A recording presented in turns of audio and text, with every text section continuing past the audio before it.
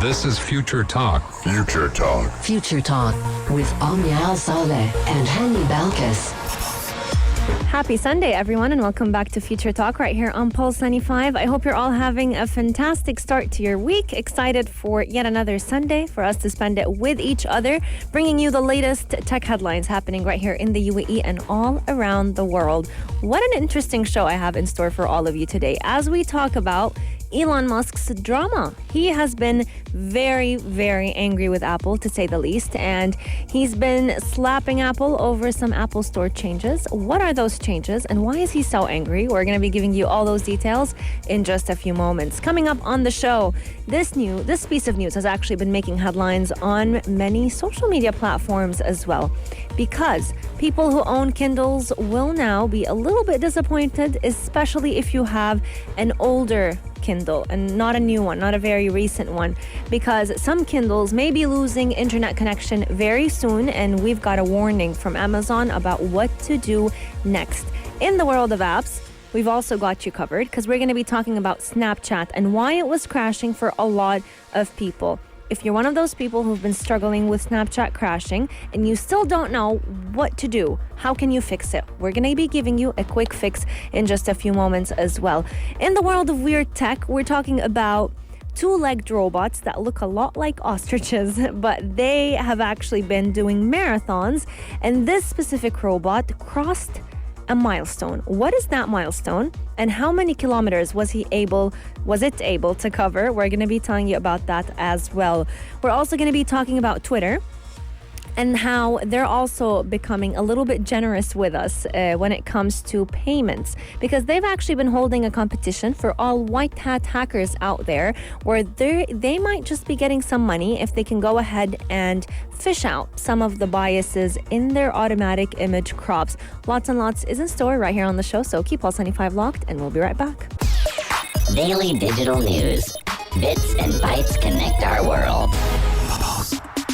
Your quick roundup of everything that is happening in the tech world, in the UAE, and all around the world. Today, we're going to be talking about Elon Musk because he has been very angry with Apple, to say the least. He's been slapping them over some App Store charges and supporting the game maker Epic Games, who have definitely been struggling with Apple ever since August of last year. Now, he went and he took it to Twitter, which is very usual for Elon Musk. I mean, what do we expect other than him complaining about everything that has to do with Apple? Anything that angers him, he just takes it to Twitter.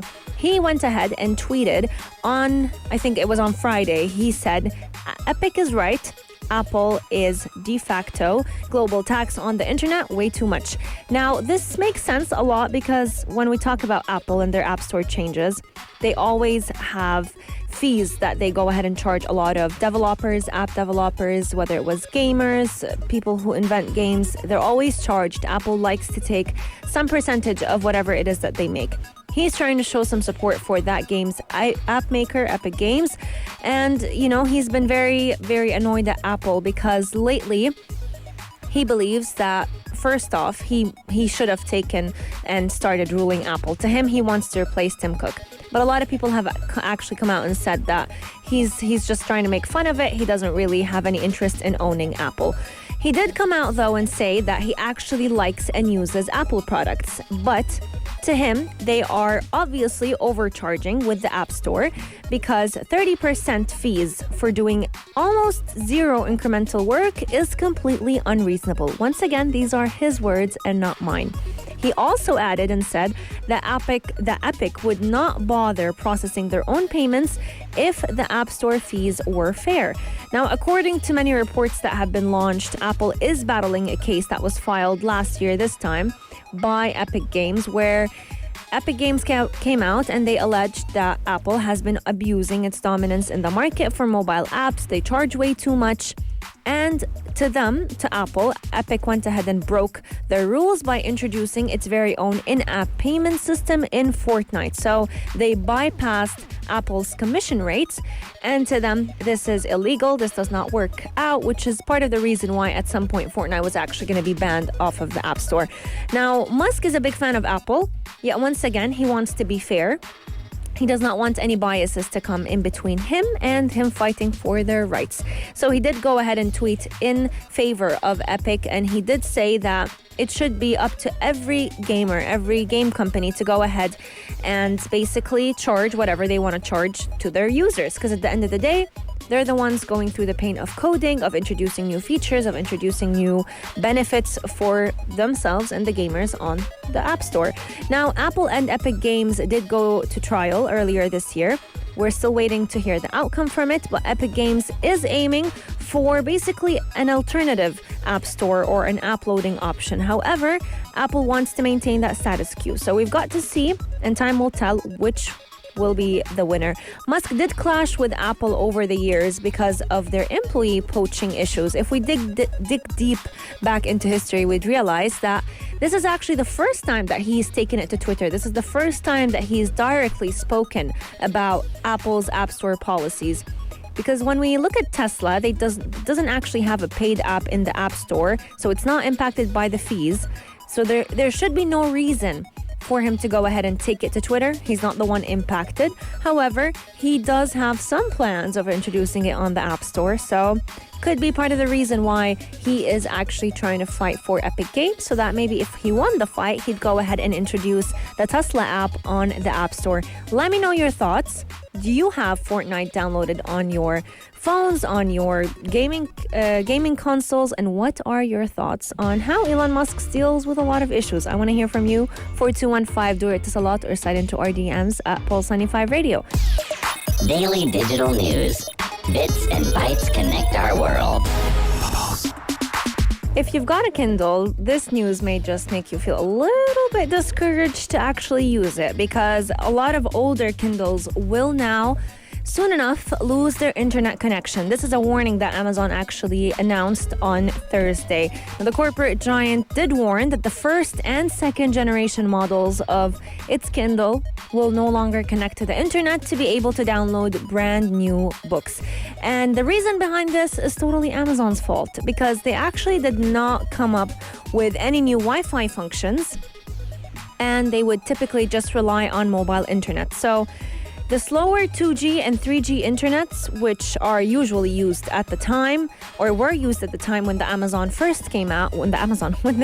first came out, will be discontinued in several countries. So anyone who owns a Kindle DX, the first and second generation of Kindle, according to Amazon, they will be losing all forms of internet connection. So whatever books you previously had on Kindle, those are the only books you'll be able to read. Now, I don't know how I feel about this news, because it's definitely going to discourage people, A, from reading, but B, from owning a Kindle to begin with. Because a lot of people buy Kindles, are excited about it when they first get it, and then over time, they just sit there. And the biggest exhibit is Hani's Kindle, because he was so excited to buy it, and if I'm not mistaken, he barely uses it now. But I'm going to be listing out the different types of Kindle that will no longer be supporting internet connection starting from a couple of months, basically. So you've got the Kindle Keyboard, which is the third generation. You have the Kindle Touch, which is the fourth generation. You have the Kindle Paperwhite, fifth, sixth, and seventh generation, and then the Kindle Voyage and the Kindle Oasis. There are certain devices that were released back in 2016. Those will not be basically supporting any form of internet, but newer ones that use 4G technology will basically be unaffected.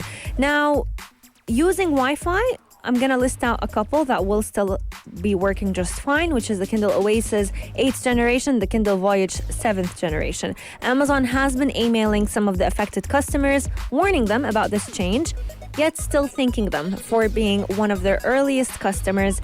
I think part of the propaganda behind this is to make people go ahead and buy newer Kindles, newer generations. It's kind of like when you buy a phone and then Apple goes ahead and, let's say, releases a new iPhone or stops supporting older generation iPhones. So then people have to go ahead and buy the new ones. So it's kind of maybe part of the reason why they're also offering a discount for those who want to upgrade to their modern models, and they have the older model that will no longer support internet. You will get a little bit of a discount. Don't know how big of a discount that is going to be.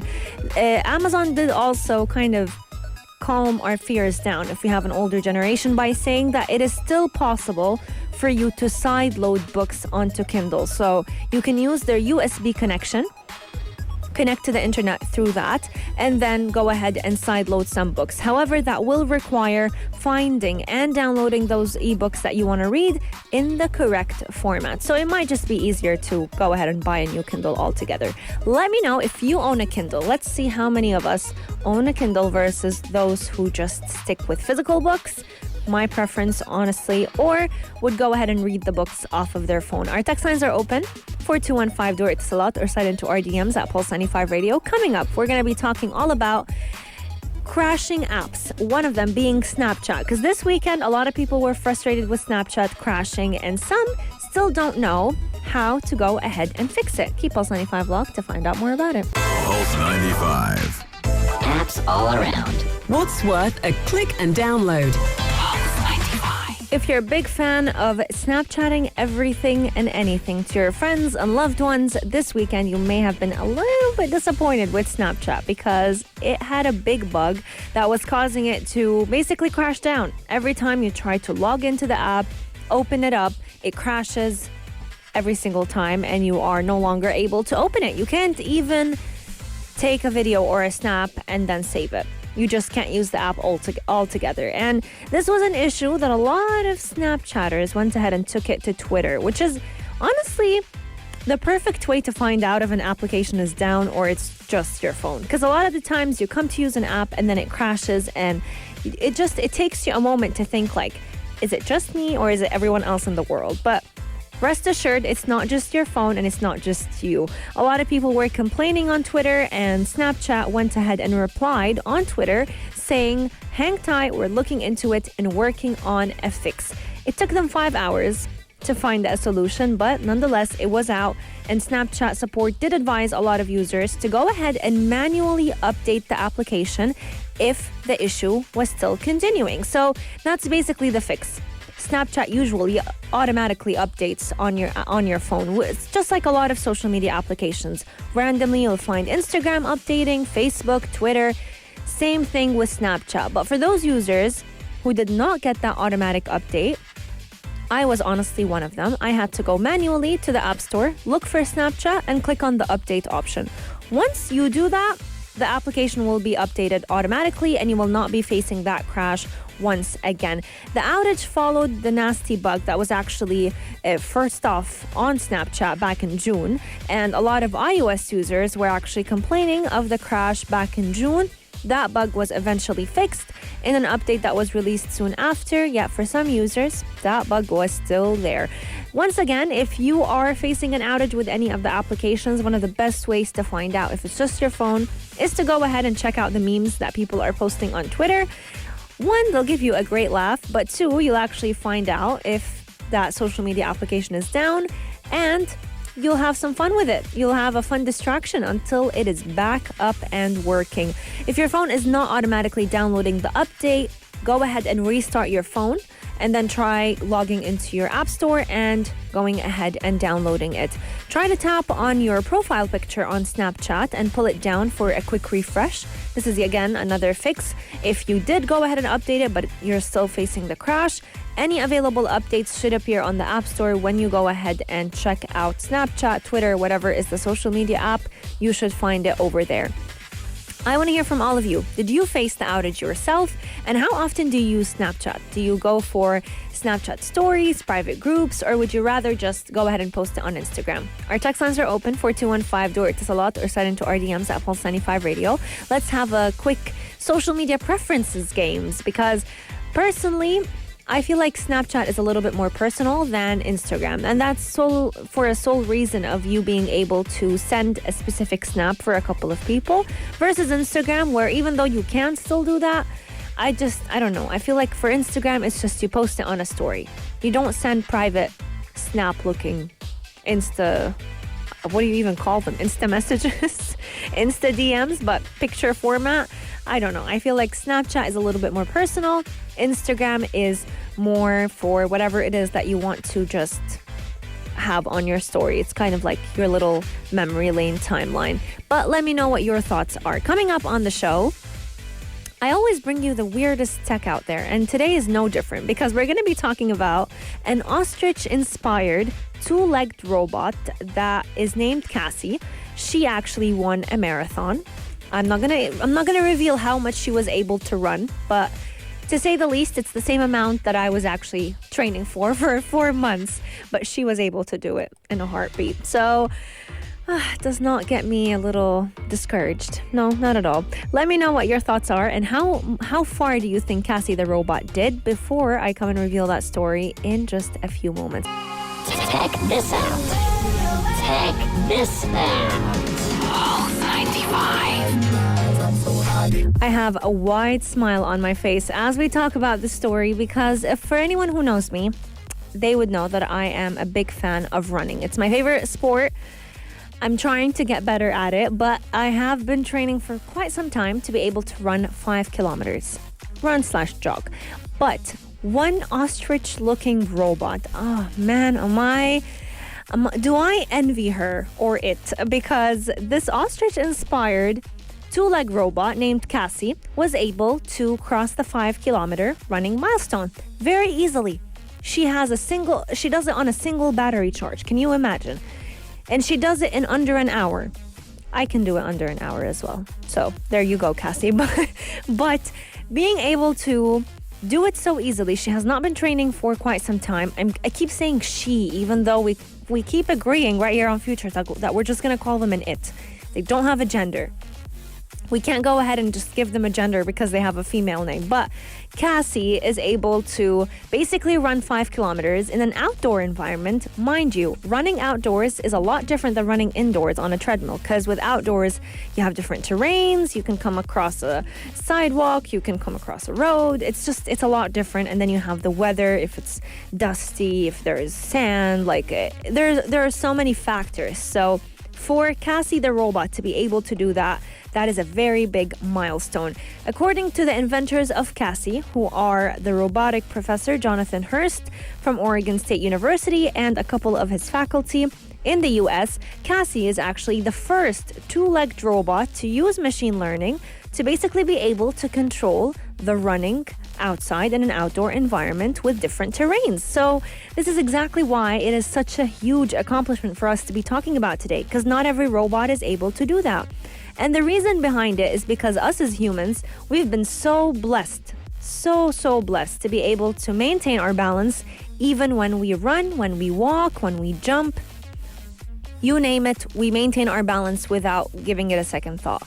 But with robots, they definitely struggle with that. One of the biggest challenges when it comes to designing bipedal robots, which is basically the name that we give for robots that have only 2 legs. Researchers say that running actually requires a lot of effort from them. It requires dynamic balancing, which is the ability to maintain balance while also switching positions or being in motion. So Cassie the robot had to finish up the 5 kilometers, run, but at the same time not fall down, not go sideways, not fall over. So in the case of Cassie, she had knees that actually bend like that of an ostrich. And she was able to teach herself to run by using a machine learning algorithm that helped her make all the subtle adjustments that she would need so that she can stay upright while moving without necessarily bending her back to give her that extra balance. The Dynamic Robots Laboratory students in that college that actually came up with Cassie did say that it required a lot of algorithm work for them to be able to create that animal-like level of performance, which is very exciting because she's basically making history. If now she can run 5K, who knows? Maybe the next marathon that we see, you'd find half robots, half humans to see who could beat the other. Earlier this year, the inventors of Cassie the robot actually tested her out and they demonstrated to all the students in that university how Cassie is capable of walking up and down the stairs without the help of any cameras or LiDAR technology, which is usually widely used when it comes to automated navigation control systems. Looking at the GPS, looking at anything that basically moves, that's a robot. They all use different navigation control systems to be able to maintain the right balance and the right directions. Now, one other aspect that we need to take into account is the fact that Cassie is blind. as a robot, she does not have a set of eyes, meaning that she does not have or obtain any information about her surroundings. She could basically come across the stairs, but she'll never see them. She'll only find out that she's near a set of stairs when she comes basically near it, when she's about to step on that first stair. Researchers did say that she as a robot was actually, or it as a robot was actually able to achieve this new accomplishment by processing data on the kind of contact that its limbs are making with the stairs. So us as humans, when we come across stairs, when we kind of come and bump into that first step, we'd realize that, oh, this is not just land that we're walking on. We'd have to raise our leg. And it's kind of a similar action that Cassie the robot would have to do without necessarily being able to see it. She's like a blind person running a 5K marathon. This robot took nearly 6.5 minutes of time resetting after 2 falls. So she did have quite a rocky start, but she did not overheat. She did not basically completely fall over or shut down. She was able to complete 5 kilometers worth of running in 53 minutes and 3 seconds. She's a very efficient robot because of the way she was designed and built. And her inventors were actually able to arrive to great heights of hardware and software development for them to be able to create such a robot. Because once again, we see robots, helping us pick up items, doing some of the most time-consuming chores that we could possibly think of. But we don't realize that they actually really struggle with the simple things.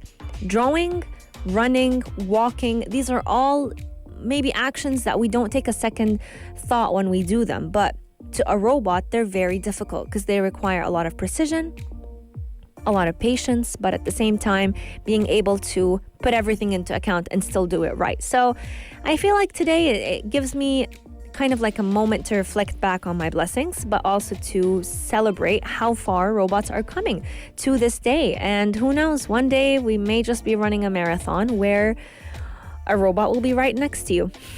The biggest advantage is that this robot won't feel thirsty, won't need a drink of water, and they can just keep going. So how can we compete against them? And will they be able to help us improve our life when they start doing a lot of the similar actions that we do without necessarily having to take a minute to rest? I want to hear from all of you. 4215 do it Salat or sign into our DMs at Pulse 95 Radio, especially for all the runners out there. What do you think of Cassie's achievement? She ran 5 kilometers in 53 minutes and 3 seconds. Would you beat that? Future Talk. Future Talk with Omnia Al Saleh and Hani Balkis. Now, if you are a white hat hacker, I've got some good news for you because Twitter is willing to pay some cash after a lot of accusations of Twitter basically being a little bit biased when it comes to its image crops.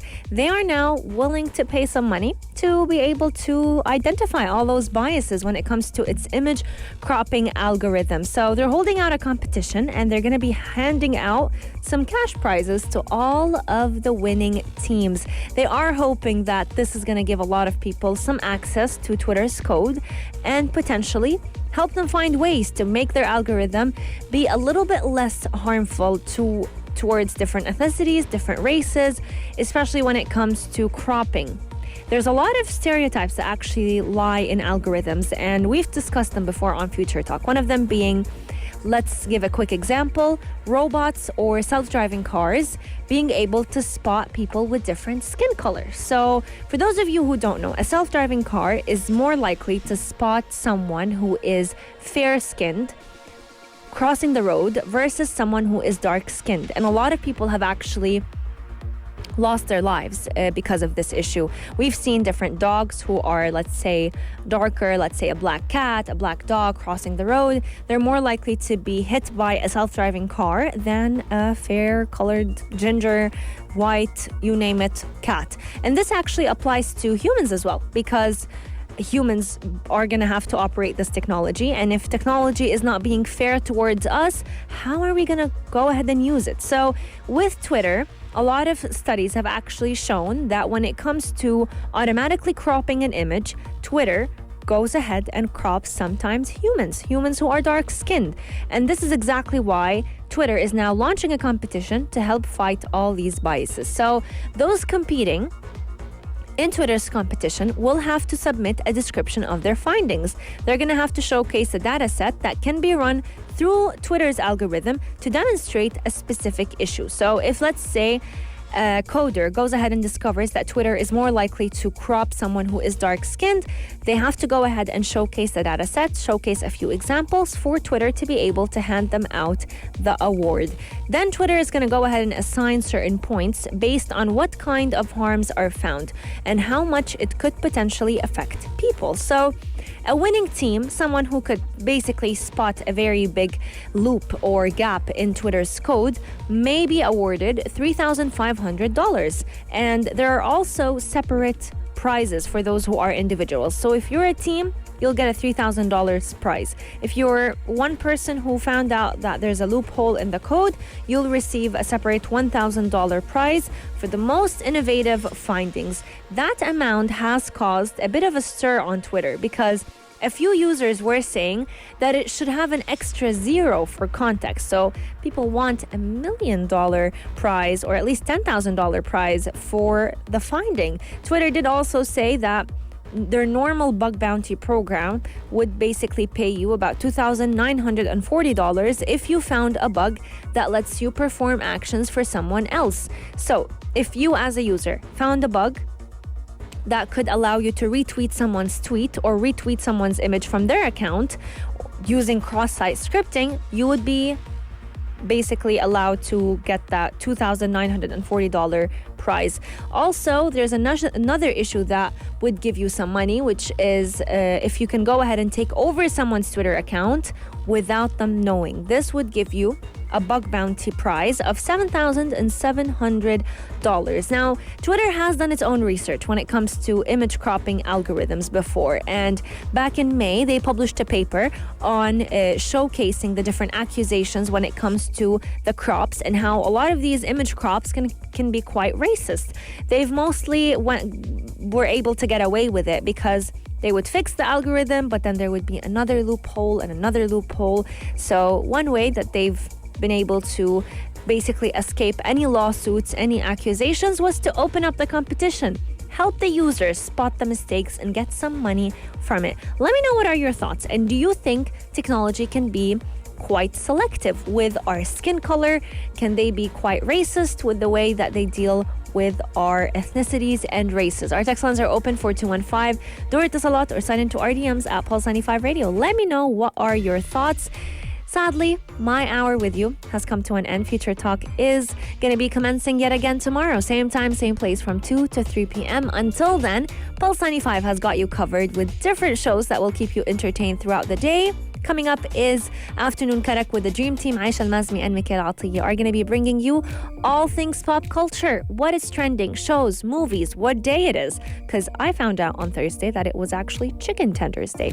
Or, no, it was Chicken Wings Day. But I love chicken tenders and I am with Aisha Al-Mazmi, so I would call it Chicken Tenders Day. So there's so much in store on their show. You want to tune into it because it's a show that you don't want to miss. I hope you have a wonderful day. I'll catch you again tomorrow. Same time, same place, only here on Pulse 95. If you liked this episode of Future Talk, drop a like and subscribe. Pulse 95. Be sure to follow us on Instagram for all our daily updates and top stories.